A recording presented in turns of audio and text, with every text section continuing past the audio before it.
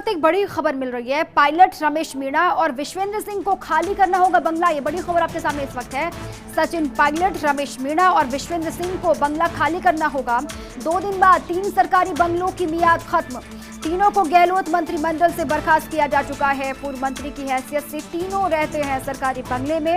नियमानुसार 2 महीने में सरकारी बंगला खाली करना पड़ता है और 14 जुलाई को तीनों को हटाया गया था मंत्री पद से।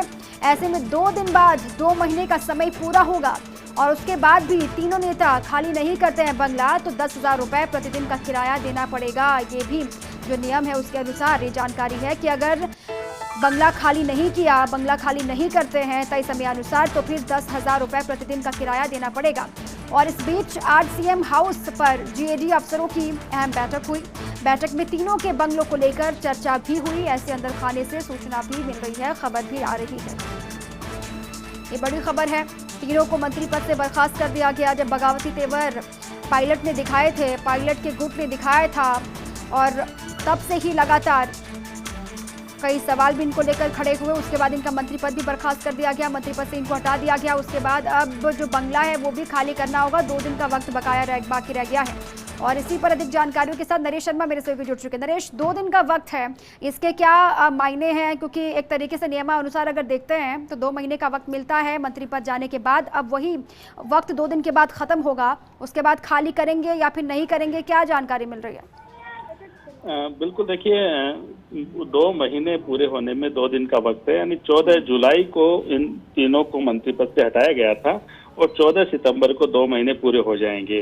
और नियम ये कहता है कि 2 महीने तक जो है जो मंत्री बिना मंत्री वो उस बंगले में रह सकते हैं, लेकिन उसके बाद उनको खाली करना ही होगा।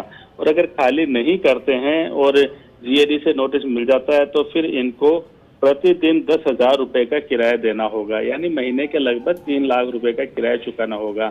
पिछले साल अगर हम बात करें जुलाई में, तो ये नियम जो है वो आया था, नियमों में बदलाव किया गया था। पहले नियम ये था कि 5,000 रुपए प्रति माह किराया देना होता था, लेकिन इसका फायदा कई जो नेता है वो उठाते थे, बंगला खाली नहीं करते थे सिर्फ इसलिए कि 5,000 रुपए महीने के देने हैं तो कोई भी दे सकता था।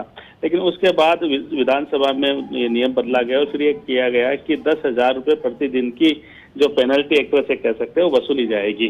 तो ऐसे में अब देखना ये है कि सबसे अहम बात तो है कि जीएडी पहले इनको नोटिस देती है क्या बंगला खाली करने का, क्योंकि अभी 2 दिन का वक्त है और जीएडी इस बारे में आधिकारिक रूप से नोटिस दे सकती है नियमों का हवाला देते हुए।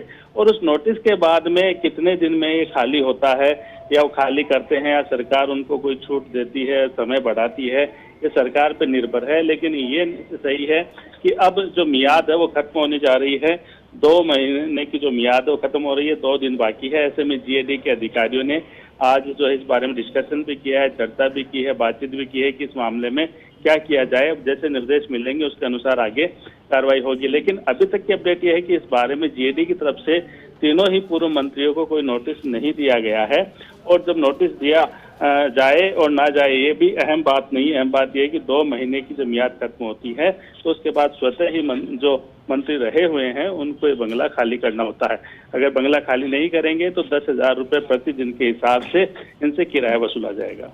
बिल्कुल, चलिए बहुत शुक्रिया आपका नरेश तमाम जानकारियों के लिए।